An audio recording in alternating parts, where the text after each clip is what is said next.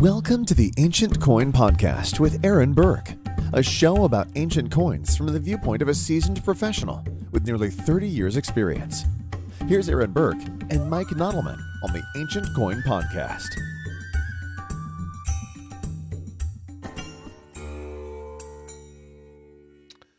And the sound of whatever that is means it is time for the Ancient Coin Podcast with Aaron Berk. I'm Mike Nodelman. I'm Aaron Berk. And let's see. Tonight we have a little educational segment. We have we're going to take a little different take on the Pearl of Wisdom tonight. We're gonna do a little celebrating other people, which is always a good thing to do.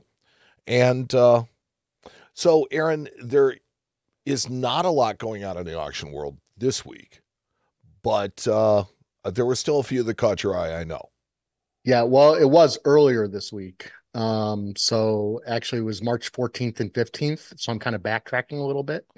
And the reason is because Kunker had an excellent collection of mostly Lycian, Greek Lycian coins, Cilician and other ones, but they're all from the same region. Lycia is what they would call the Switzerland of Turkey, actually surrounded by 3 different sides, so it's actually probably prettier than Switzerland in some ways. And the Lycian region existed between 1250 BC and 546 BC, and then they produced a lot of Greek coinage as well, so they could trade with the Greeks. And so it's kind of like from the Tiki Peninsula to the Mediterranean region of Turkey is actually where this region lies. So this this doctor, it's Dr. Kea Sayer. I think that's how you pronounce his name. It's easy for you to say. Yep. So he put together a pretty astounding collection of Lycian pieces. And I've talked about this before. We've talked about the fact that you know, it's better to be eclectic if you're not gonna if you don't have all the money in the world to be able to get some of your money back if that's your goal. But if you have lots of money and you want to collect a lot of different series, then you know you end up becoming the expert in these areas, and you could probably write a book on the period as well. And so my guess is if anybody had a question about Lycian or any of the other areas he was collecting, you would probably come to him. I believe he has about 2,000 coins in his collection. This is just one of the very first parts that Kunker is going to be selling off. And the Lycians used a lot of like boars and other animals with wings. They used a triskelus as well, which is kind of like this rapidly motion symbol that they used. 3-legged, basically, fan, for lack of a better term. Right. So most of these, you know, they sold at or around their estimate, a couple higher, but in general, they're not always the heaviest collected. But it's a really cool area because it's really early in the beginning of ancient Greek coinage, and they're not real expensive, and most of them are full silver. So, and there's so many cool, interesting types. So guys, this is a really good area to collect. You know, finding these kind of not interesting, but I should say not popular things to collect. Mm-hmm. And you can do it for not a lot of money. So, or obscure. Right. Right. I So mean, look, you had mentioned that Lycians were the ones that really kind of developed the whole idea of animals with wings. No, I was saying that that's what they did, but they added a lot of wings to their animals. They sure did. But I don't know if they invented that necessarily, but that was definitely what they pushed for. Well, and some of some reasons we maybe know why, and in other reasons we don't have a clue why they did what they did. Mm-hmm. But it's a very interesting group, and it's nice when a collector actually does this, and then when an auction house sells it all in one shot, or in different groups, because collectors can then, you know, pick up the rarities as well as the common pieces all in the same shot. And these auctions end up becoming references for the future. So like if I had if I get myself a Lycian stator or dram, I'm going to come to this auction. I'm going to come to the Kunker sale and look it up to see if this guy had one in his collection, and it'll give me all the information I need. Sure, and it'll give you probably a fairly nice example to judge from. Yep. Yep. And so, and that's the beauty of when somebody does a work like this, or puts together a collection like this. So I really wanted to point it out because it's not something you see very often. And when you do see it, it should be celebrated and appreciated. Absolutely. So definitely check it out, guys. It's definitely worth. My guess is there's going to be more auctions with this type of material coming from Kunker. And so, so definitely something to check out. So we don't always like to be an infomercial on this channel, but the following is a paid announcement for Harlan J. Berk's 127th buyer bid sale. Yeah, so every once in a while I have to toot our horn because we actually have a brand new catalog coming out. And if you follow the Harlan Berk catalogs, you'll notice the last now this is the fourth catalog, I believe, third or fourth catalog, I think third catalog that has Curtis Clay's collection at the beginning. And this time Curtis has done it on Antonius Pius. And so Curtis's collection's about 5,000 or 6,000 coins. And so he's literally picking out between 150 and 250 coins per catalog. And he picks them out based on the rarity. Curtis only collected things that the British Museum didn't have. And so they have some kind of rarity, either for legend or reverse or whatever. It was rare for his reasons for buying it. And so he's literally writing them up. And the reason he's always first is because why not? Because Curtis's coins are special. And number two, he gets his stuff written up first before we pick out the regular sale. And so we get the photographers going on it before the regular lots get done. So I think this one has like 270 some lots of Curtis's collection of Antonius Pius, and some of the and his wife as well. And then there's one coin I wanted to point out, and that is the Carthage gold stater. Okay. It's an electrum state. It's actually an electrum stater. Zucatenia? Yes, which is the region that comes out of North Africa. And so Carthage was, had conquered a lot of the Greek regions, especially Sicily. So you actually get a lot of these Cyclopunic pieces, which you see coming out quite often. They use mostly Tanit, which was Carthage goddess. And then you have horses because they probably raised a lot of horses as well. What I love about this horse is it's very realistic in comparison. It's got a lot of thickness to it. Yeah. No, it's like eyeballs and other balls. It's right, always. Yeah. So, but what's beautiful about this coin is that it is the plate coin in the book by Jenkins, which is the book we use to reference these things. So it's actually a plate coin in Jenkins, and it has a pedigree going back to Neville from 1928. So it's got that nice early pedigree. Really long pedigree. Yep. And what's really nice is a lot of the Carthage staters, because they are electrum, this one has a little bit more gold content into it, so it has a little bit more yellow color than some of the other ones might have. But it's a very, very beautiful coin for what it is. These, this is on the expensive side because of the style, because of the pedigree, and because it's a plate coin in Jenkins, but you can pick up one that's a little bit later, still an electrum Carthage stater. It doesn't even look like electrum. I mean, it's like, it looks pure. Yeah, it's very gold. Yeah. But you can pick up one that you can get them as cheap as $1,500 to anywhere between $1,500 and $2,500 pretty easily. It's going to be a lot less of has not as nice a style. The artwork isn't that great.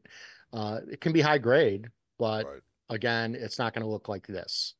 And so, but you can definitely pick up ones a lot cheaper than this for sure. And you can also get them in bronze coins as well. They did a whole bronze series as well. And the bronze coins are very inexpensive. You can pick up a bronze Carthage for as little as $50. They're not expensive. And again, it just depends on, come down to like everything else, quality, pedigree, things like that. Yeah. So, and again, if you're not familiar with our sales, it is a buyer bid sale. That means you buy at the full price, and then it lasts about 2.5 months long.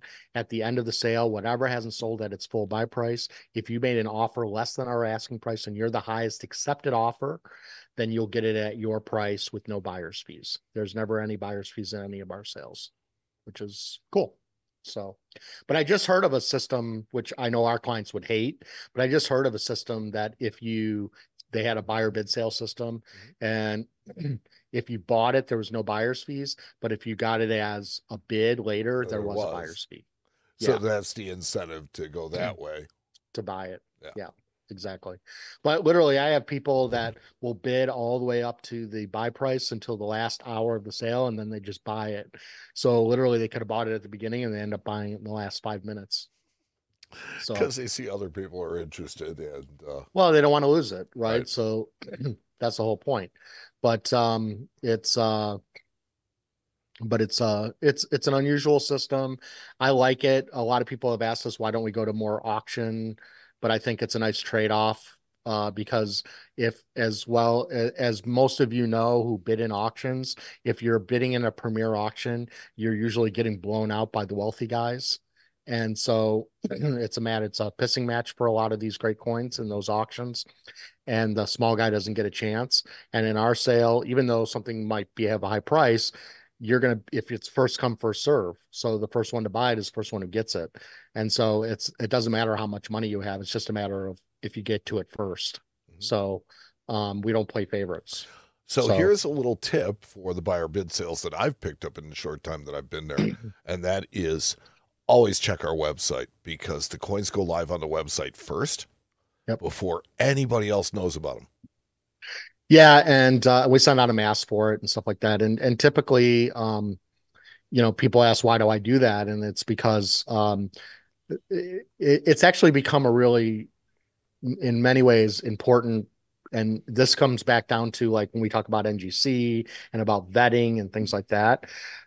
Every auction house, you'll notice if you go, they always have a coin that they pulled because somebody said it was fake or there's mistakes. You have the erratos, which is basically describing what corrections were made because there was mistakes in the catalog. And so before every public auction, they will announce all the mistakes that were made and the corrections. And so if you're not there to hear those things, or you don't look to see what was listed, you might mess up something big, because I've been in like at auction houses where, in fact, the last Triton sale I was at, client was going to bid up to 40,000 on a coin. And it was because it had a pedigree back to 1895. And then I was listening to the errato at the beginning, and it turned out that pedigree was wrong, and it didn't have that pedigree. Wow. And so I bid the coin to like 25,000, and then I stopped. And then I told the client, he was on vacation he said, did we get it? I said, no, because it didn't have that pedigree. So I only bid it up to here. And he said, I'm so happy you did that. And so, but if I would have missed that, he would have been pissed, And rightfully so. And because they announce it before the sale goes off, it's completely legal. Well, I mean, they're making the information public. Right. So when we post our catalog online, I end up getting people say, well, that might be a cast, check that out. Or they might say, this is wrong, or this is wrong. I think sometimes our photographers mess up stuff. They're not supposed to, but they do. Well, look, everybody goofs, right? It happens. So we get a period where I literally have the coin community vet our catalog. And so then I clean everything up, and then I start laying out the catalog about a week and a half after it goes up online. And so by then, most stuff has been caught. And so when I send it to the printer, hopefully a lot of the all the dumb stuff is already gone. Yeah. And anything that's fake, if there is something, I can literally just pull it out of the catalog completely. So it's not even in print. It's not even in the catalog anymore. And then that's also before I end up putting it up on Coin Archives or any of the other sites, because then it's up there forever. So I don't necessarily want it up there as well, because sometimes unless you tell Coin Archives that it was pulled, they may not mark it as such, and then they might mark it with the estimate I had on it, and now you might say not sold, but it has a record that it's up there, as an authentic coin. Right. So I feel good that I get to pull it before I even give it to them. Yeah, because you don't want to create a pedigree for a coin that doesn't have it. I don't want a record up there at all if it's got a problem. No, I don't. So and so then I always get these people, like, we send the catalogs out in the mail, and then people are like, well, I just got the catalog and it's sold.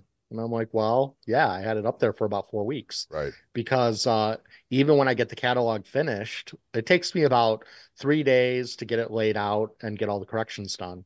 And then, which is pretty fast, actually, for as big as the catalog For as big as the catalog is, yes, that is. And then, but then it takes my printer 10 days to get it back. And so, and then it takes another day or so to deliver them.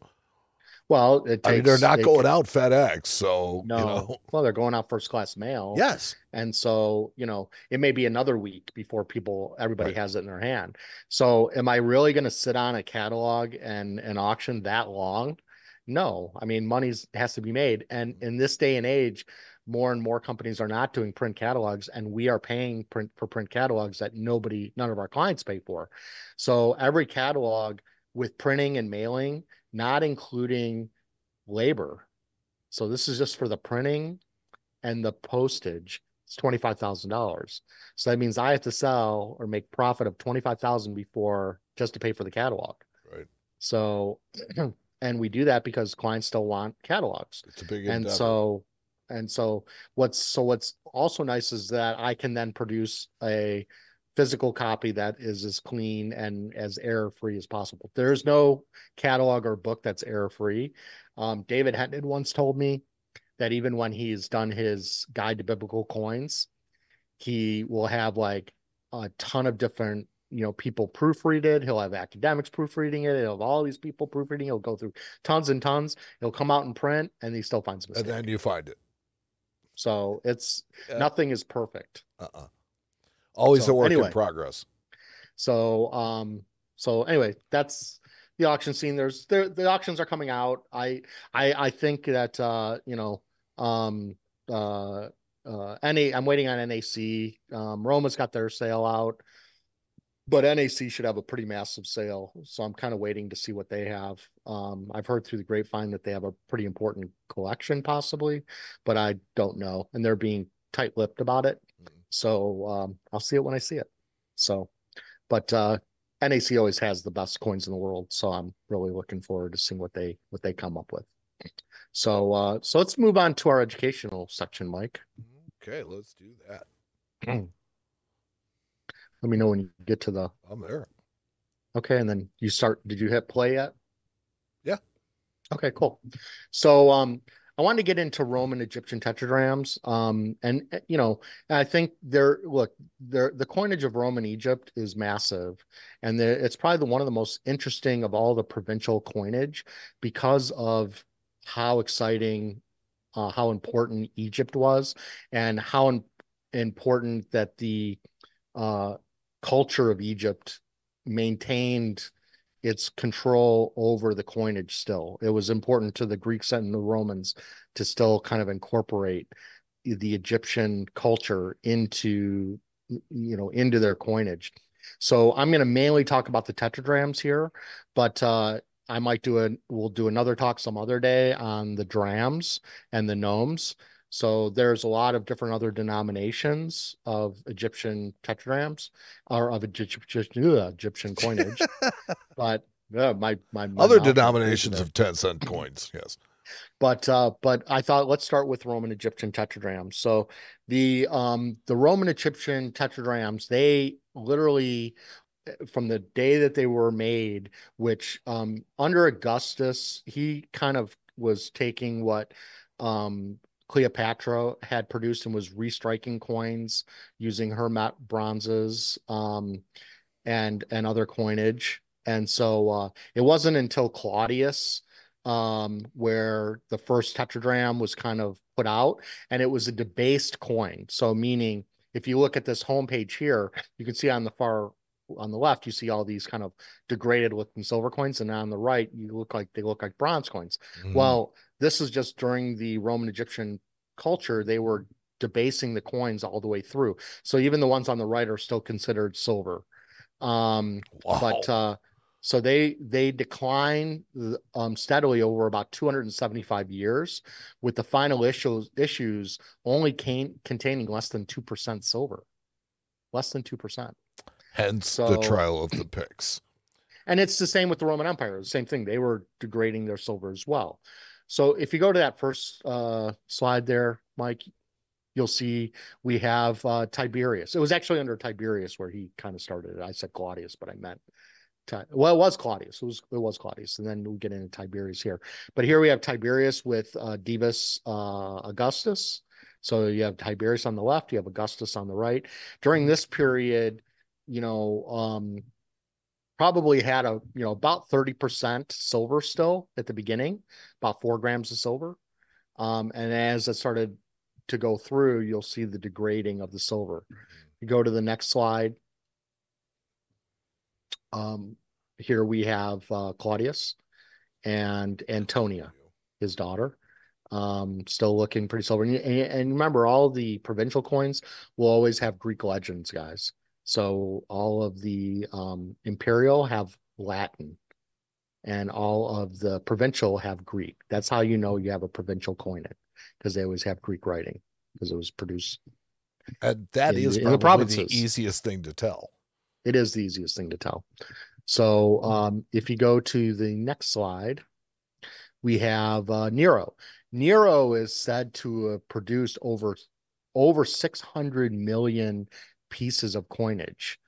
And his tetradrachms, he actually, I believe, probably took in the older tetradrachms of Roman Egypt that were that had more full silver in them, and then he reissued tetradrachms with less silver in them. And it's said that he probably made money based on the fact that he was basically pulling in silver and then having lower weight silver in the new coins. And he may have netted up to 3,500 tons of silver during that time period. Wow. So, but trade was really important with Egypt. Remember, this was one of the reasons Ptolemy, Alexander's general, took over Egypt after Alexander's death in 323 BC. He took over Egypt, where the other generals took over bigger provinces, bigger areas. But Ptolemy understood the importance of Egypt for their wealth, because of their grain, and their history. And I've talked about it before. The fact that when Cleopatra was alive, she was farther away time-wise to the Great Pyramids than we are to her. So that's how old Egypt is. Pretty amazing in that regard. Yeah, we are closer in time to Cleopatra than Cleopatra was to the pyramids. Right.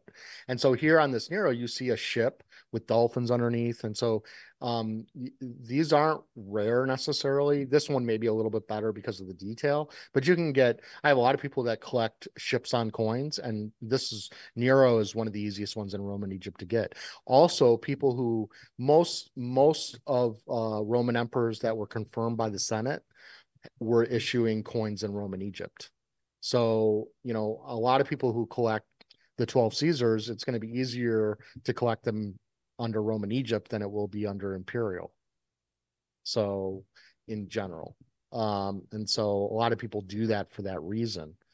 We go to the next slide, kind of went through some of the 12 Caesars. We have Galba. So you can see, you can keep on seeing. And then if we go to the next one, we have Vespasian and his son. Oh, one down. There you go. Oh, one up, Sorry. one down. Come on now. It's doing it again on you. Yeah. So go 2 down. 2 down. Uh-huh. Okay. 1. Stop. 2. Nope, it went back up. Come on now. Nope. Okay. Go back up 1. This is getting annoying. Let's do this. Yeah, why is it doing that to you? I don't know. Your mouse is doing it? Well, see, when I don't use my mouse, that's what happens. So. Oh, okay. You're way down. You want to go to slide 6. There you go. That's it. That's Nope. it? Nope. There you go. Slide 6. All right. God. We got Vespasian with Titus on the reverse. So remember, these are the culprits that were responsible for quelling the Jewish rebellion and sacking the temple and bringing all the gold and silver back from the temple and building the Colosseum. So it's nice to get both of these guys on a coin. And if you go to slide 7, we have Nerva. And so you start to see a lot of this. You get more of it in the large bronzes. But you end up with a lot of gods, Egyptian gods. This is the god of the Nile called Nilus. So it's a Roman Egyptian god. And just to kind of back up again, so 1 billion tetradrachm of silver was worth 6 bronze drams, which was then worth 12 bronze diobles and 24 bronze obols. So that was kind of the breakdown as well. I meant to bring that up, and I didn't. If we go to the next slide, which is 8.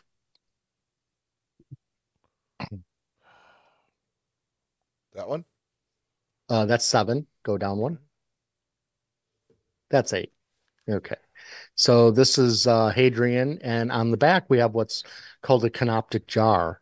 And but the canoptic jar, it's interesting because it actually has looks like Isis to me on the back because it has the horns there above. But the canoptic jar is what the Egyptians used for embalming, and they would actually put organs in each one of the canoptic jars when they were embalming the body, and then those jars would be put in the tomb with the body, and they'd take that to the afterlife. So is this maybe Isis rising?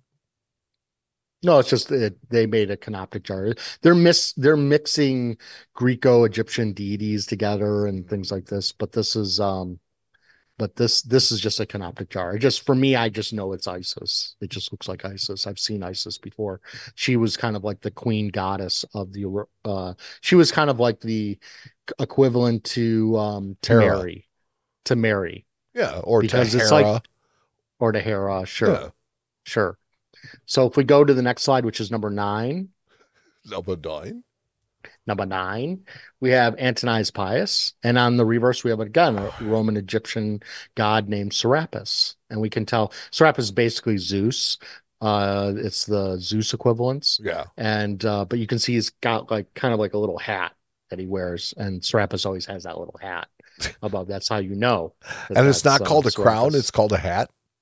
I don't know what it's called, Okay. honestly. Well, I mean, you're the expert. I'm asking a question. There's a name. I just can't think of it. Okay. So I'm not going to try to pretend I remember. Well, no, that's the best answer you can give. I don't remember. Right. If you go to the next slide, we have, which is number 10. We have, go up 1. Come on, really? There you go. We have Marcus Aurelius. And so we have Mars on the reverse, which is cool. And then moving on to number 11. Again, we have Commodus. So, and you can kind of see some of these get degraded. It also depends, a lot of times what they did is a lot of the ones that look like they're bronze, they actually, when they were first minted, they had silver washes over the top. Mm-hmm. So a lot of the silver wash goes, and that's why they end up with copper. So you can get ones that look like they're full silver or more pure, but they just have a better silver wash. Yeah, general. And you can get ones that look like they're completely bronze, but are technically silver coins. Well, they just lost their wash. they lost their wash, and so they're literally now bronze coins, but still Yeah. categorized as silver Well, yeah, tetradrachms. because I mean they're really more naked than they are, because they were never meant to be a bronze coin. Correct. Correct. If we go to the next one, number 12, we have Septimius Severus, and most of the Severan dynasty is fairly rare in Roman Egyptian coinage, especially Caracalla, which is son of Septimius Severus, that's the below one, and on the back you actually have him in Geta on the reverse, his brother on the reverse there, and so this Caracalla is extremely rare. They just don't come up very often.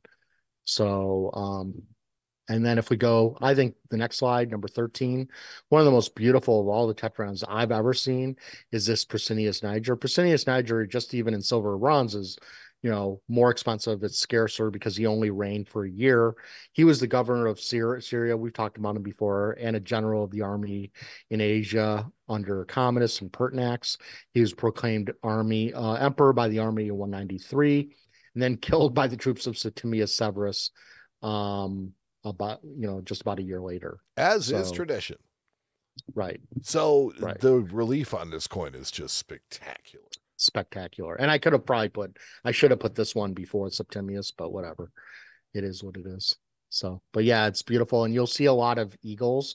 If you go back to the coinage of Ptolemy, they used a ton of eagles, and so this is just following again what was done under the Ptolemies, which was the very first coinage really that took hold in Egypt after Ptolemy took over Egypt.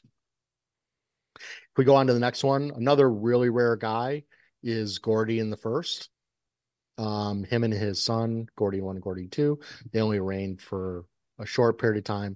In silver and in bronze are both really rare coins in imperial coinage, obviously very rare in Roman Egyptian as well.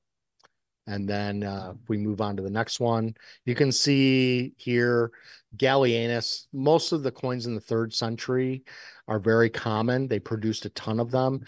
A lot of these, like this Gallienus, you could probably pick up for between $40 and $60, maybe a little bit more, but it's going to be around less than 100 for sure. So again, these coins are not expensive. They're very, very cool.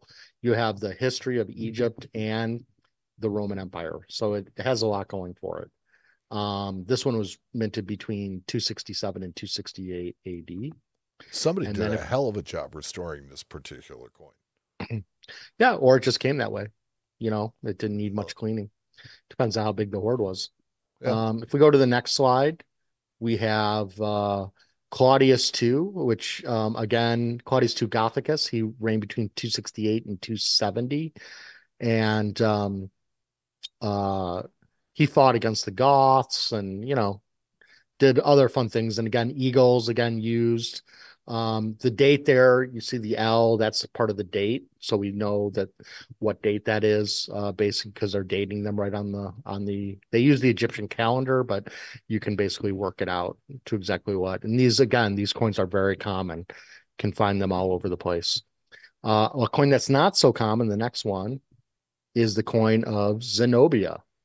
And Zenobia was an ancient queen of Palmyra. She conquered Egypt, and then captured some Roman provinces, and then she kind of took over with her son, and eventually Aurelian kind of, Vaballathus, her son.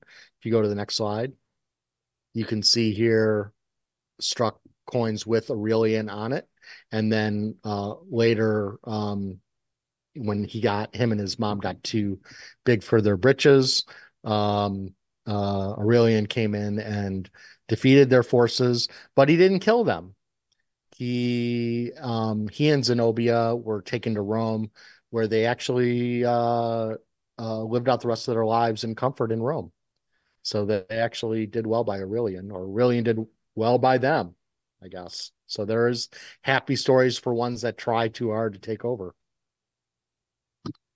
So, and then another usurper who didn't last very long, but was in Egypt at the time, was Domitianus, very rare guy in Roman Egyptian. period between 297 and 298 AD. And so he was in Egypt, so he obviously was issuing coins and was then defeated and killed by Diocletian. If you go to the last slide, Mike, Diocletian was pretty much the last Roman emperor to issue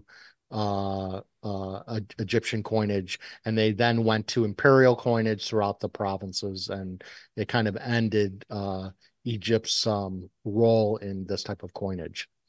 So I'm not obviously didn't put out every single emperor, but I think I covered a pretty good amount. That was a lot pretty of wide rarities. swath. And it just goes to show there's so much more to this area than we have a time enough for show.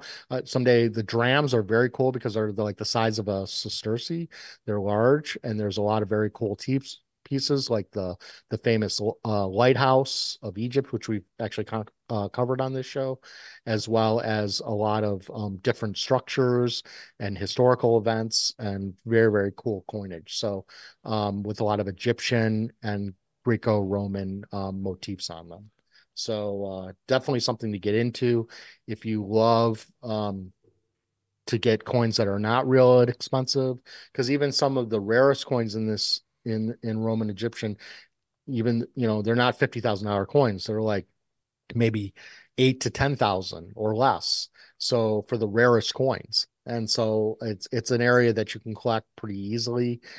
There's tons available, and it's a fun area to collect because of the lore of Egypt. So definitely get into it if you have a chance. And it's definitely will keep you busy. And there's a comment that I wanted to make about the more things change, the more they stay the same. Looking at, the first slide and the eagle that's on the reverse of the silver coins on the left, even the ones on the right, the eagles there remind me of federal eagles. They really do kind of have that same stature to them. But this particular eagle on the silver looks very much like the $10 gold from, right. It's just classic, right. Iconic design. And which in my head is clear because we just posted at Harlan Berk a collection of $10 Indians today. So, or no, of liberties. Liberties? No, they were $10 Indians. Oh, they were $10 Indians. They were $10 Indians. Yeah. And so I was looking at eagles today because I was doing collages for the mass email. So a lot of them are sold already. Yeah, a lot of them are sold. Yeah, they did good. Well. So that's going to bring us to our pearl of wisdom, which we decided would a nice pearl. We did it with another podcaster a couple shows back, but we decided this time let's pick out a couple of local or smaller coin shops. Maybe they're not that small, but ones that we wanted to give shout outs to. Mm-hmm. Because we're a community here that likes to share. And so I felt like we should give shout outs to people or companies that we have respect for. Yes. Ones that are doing it right. Ones that are trying to help build the hobby, that are, putting a lot of work into it to try and just bring people along and help. And we talk a lot about a lot of the companies already in ancient coins, because of the auctions. And so I think I've definitely made our listeners more familiar with a lot of the big companies around the world, or small companies if they have an auction going on.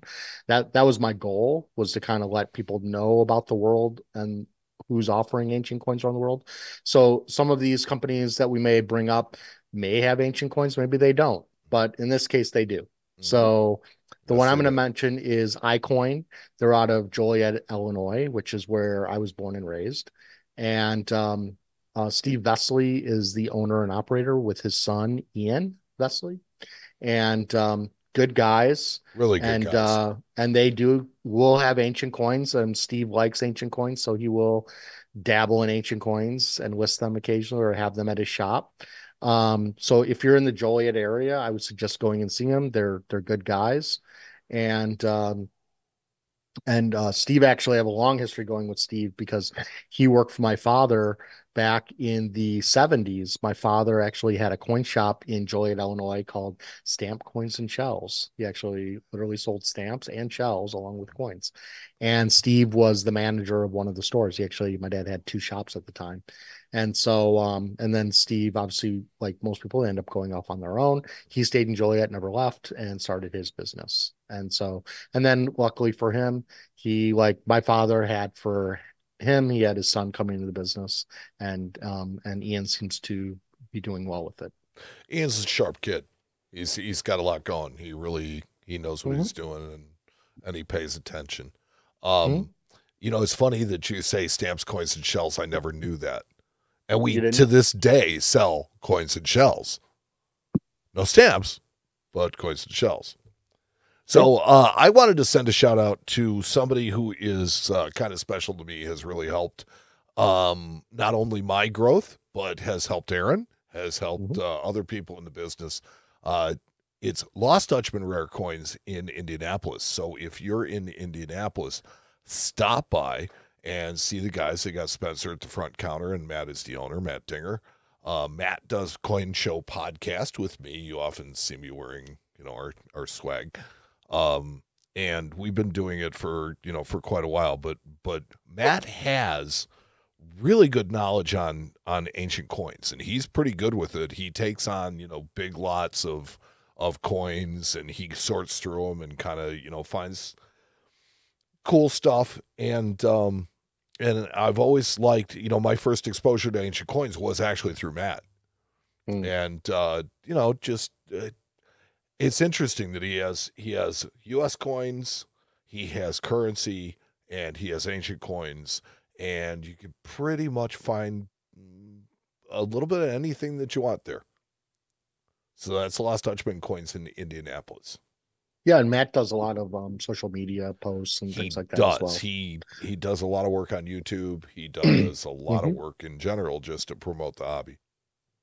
He certainly does. So, so I think we'll kind of bounce back and forth occasionally. I think we're going to try this for a little while and maybe pick out a couple of people we like to give a shout out, and then we'll go back to Pearl of Wisdoms and maybe we'll just find change somebody it up a little bit. Your neck of the woods, rather than Right. If you guys want to give a shout out in the comments on YouTube of anybody you want to give a shout out to, go ahead. Feel free. Please. I mean, we're a community, and this is what we do. We're here to share and to promote the hobby. Yep. And not everybody can get to Chicago or to Indianapolis or Joliet. So you just go to where a coin store is near you. Yeah. Plug your favorite guy and try and give us some good recommendations, because a lot of people, take a look at that kind of stuff. Yeah, absolutely. So, okay, number 42, Mike, hopefully. I believe that's it. We gave him our money's worth again. Yeah. And sorry for the delay, guys. Stuff I'm sorry for the technical end of things. We're still apparently learning. Maybe, what, I think it was more what my mom always told me: you'll never learn. So thank you to everybody who has come and graced our show with their presence.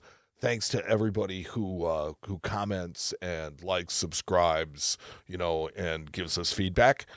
And thanks to you who listen, because without you, this entire endeavor would be pointless. Yeah. So, the reason we do this show is because, one, we want to help and educate, but also it's fun for us to see the feedback. It's fun for us to see that people appreciate the show. I'm going to be going to Baltimore this week for a show. I'm sure a lot of people come up and tell me that they enjoy the show. And so that always gives me hunger to keep going. So here's what I'll tell you.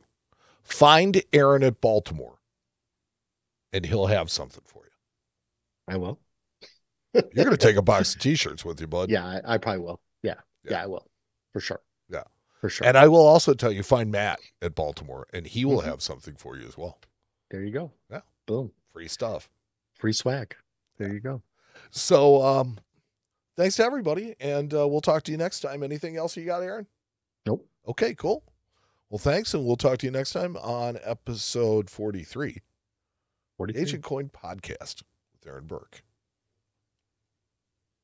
So long, everybody.